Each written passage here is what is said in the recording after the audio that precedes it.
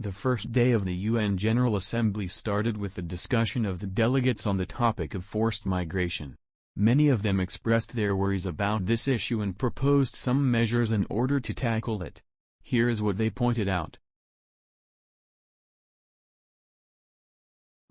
In recent years, we have seen an increasing trend of unstable severe weather patterns and events that are a result of climate change, forcing people to leave their homes behind, on top of other severe reasons and causes of forced migration. We would like to take this into consideration when discussing. We reiterate our principle of non-intervention in the internal affairs of the countries and call upon everyone to see peacekeeping and regional security arrangements as a way forward and as a way to upkeep non-intervention principle and give power to those that actually need it to resolve their own issues. The cause for this forced migration is actually the violence. We, as the United Mexican States, know that we experience massive violence from different drug cartels.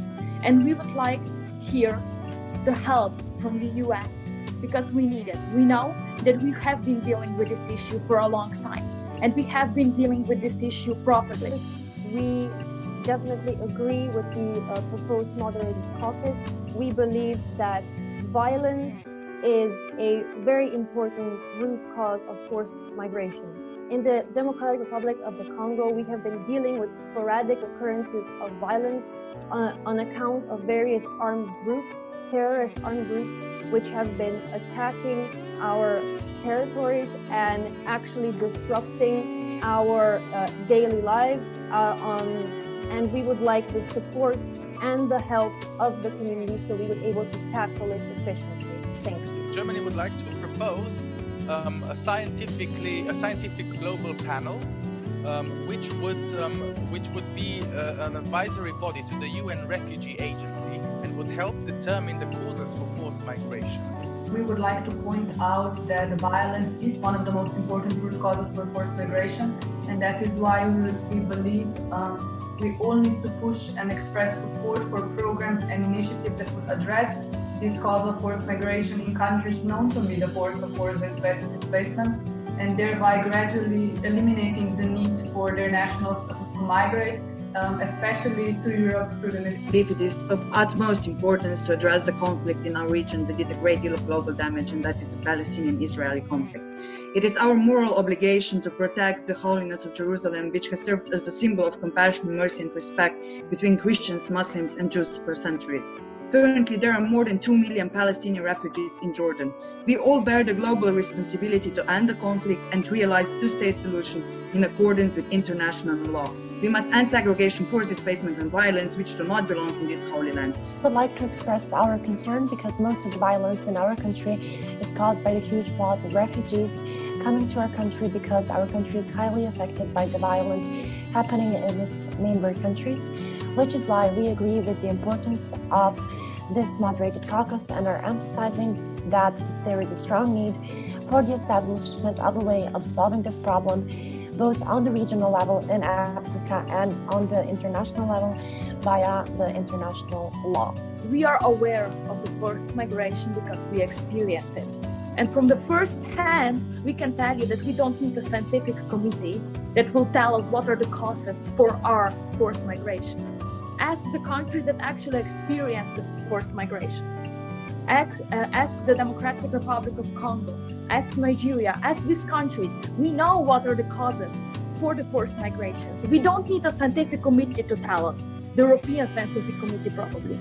We need to tackle these causes by different development funds, by different help from the UN.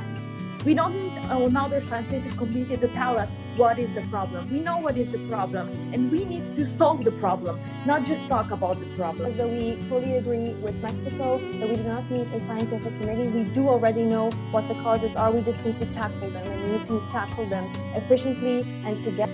Dear Chair, ladies and gentlemen, in the long run, the Republic of Korea supports the reduction of forced migration from its root causes. However, since this is not immediately achievable in the short term, the Republic of Korea suggests member states assuming international responsibility and starting to draft refugee laws or separating refugee affairs from entry and exit management. The different priorities and humanitarian concept of these two affairs causes violations of refugees' due rights. Therefore, enacting a refugee law independent of the entry-exit control law, which aims to protect the human rights of refugees, will undoubtedly provide a strong guarantee for the justice and humanity of the refugee system. The United States of America is satisfied with the direction in which the debate is slowly turning to. We are very interested in all of your opinions, so we encourage each and every state to express anything that they did not yet get the opportunity to express. And in addition to that, we're looking forward to reading all of your draft working paper. The Republic of India is very happy at the current prospect of the General Assembly session. We feel immensely happy about the caucuses discussed.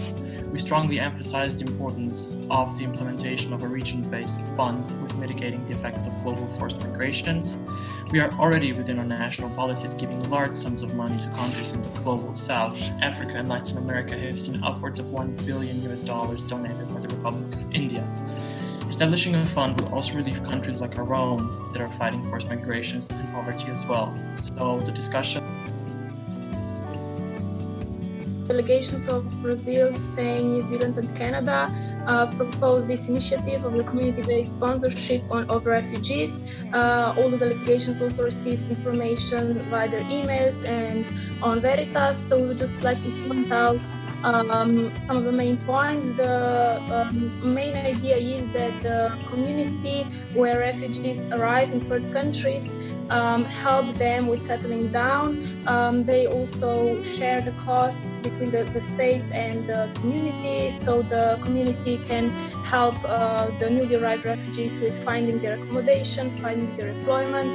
It alleviates the integration. I absolutely agree with what was said by the Kingdom of Spain, because the spirit of our country is kind of a solidarity spirit, and here many countries have talked about violence exerted in border, but also we have to focus on symbolic violence, which is the non-integration of migrants, and now that they are arrived to the new country.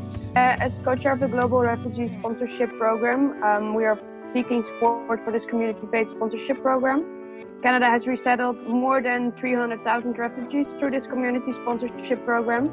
Hundreds of thousands of ordinary Canadians have come together to welcome refugees under this special program, which has transformed lives and enriched communities.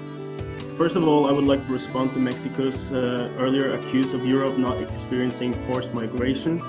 For her to realize this, the EU invites the delegate to visit the refugee camps in Greece, Spain, and other Mediterranean countries. We do not believe that there is any benefit of pointing fingers in this discussion right now. The Kingdom of Denmark is happy for everyone's contributions to these negotiations, but sadly we are not discussing the most urgent problem we need to solve right now. There are people who right now are trapped in refugee camps and are fleeing in this moment. We need to discuss the treatment of these refugees. Today's system is unfair. The system supports ruthless human trafficking business and benefit the richer refugees who can afford. Financial support is not on the table for Russia. However, Russia is helping in combating terrorist groups in governments like Syria, and with this we are promoting that refugees do not need to seek for shelter. So one more time, we should focus that the responsibility should be on those countries who contributed to the wars.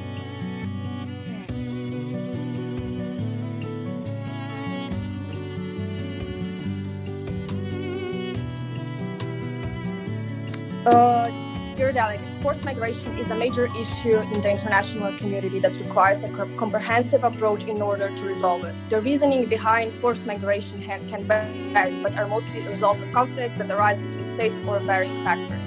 The need to tackle and manage this issue both on the regional and international level is therefore undeniable. However, in the light to express how important that is to us because of our location. Many nearby Pacific islands to New Zealand are under threat from, as mentioned by Norway, losing their entire geographical territory to rising sea levels. If the situation continues to worsen, we will struggle to provide support to our specific partners to help them in this difficult time. We're already doing what we can, but we believe that we must both tackle the root cause of the rising sea levels, which is climate change, but we also must recognise climate refugees in the same way we recognise refugees from war and for other reasons. Angola would like to point out that extreme weather conditions tend to be the most vulnerable parts of the world, and so we believe the international community should support these regions, countries and communities with not only financial but also infrastructural support as well, so that its people are not forced to flee their homes. Disasters are the main cause of displacement and migration within and to Brazil. Between 2008 and 2014, Brazil was among the countries with highest levels of displacement due to disasters related to natural hazards. Therefore, we must emphasize the problem of environmentally indicated displacement. As a delegation of USA mentioned, there is no legal description about environmental refugees. The 1915 Refugee Convention does not include the same protection over. Therefore, it is important to take responsibility and look at climate change as a whole. Additionally, the redefinition of a refugee should include climate migrants, as the safety and security of all vulnerable citizens around the world world affected by environmental disasters and the effects of climate change are just as worth aiding. Thank you. The state of Israel understands the problem of climate change, and we acknowledge that countries should engage in international frameworks and initiatives for mitigation of climate change consequences. On another hand, world economic inequality suggests us to increase international assistance to countries which struggles with a lot of problems in order to ensure the well-being of those countries and to improve regional stability. We must show our global solidarity towards these states. Therefore, we urge the continuation of development assistance programs towards countries of origin of the refugees. Thank you very much. A biblical quote that is almost as old as the Persian nation, and it says that if you teach somebody to fish, you will feed him for a lifetime.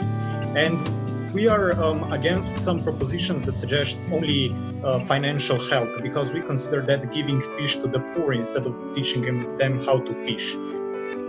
We think that this plan must be more ambitious, and it must also include transfer of know-how and technology to the global south, because just giving them us financial support will not change the fundamental relationship between the global north and the south.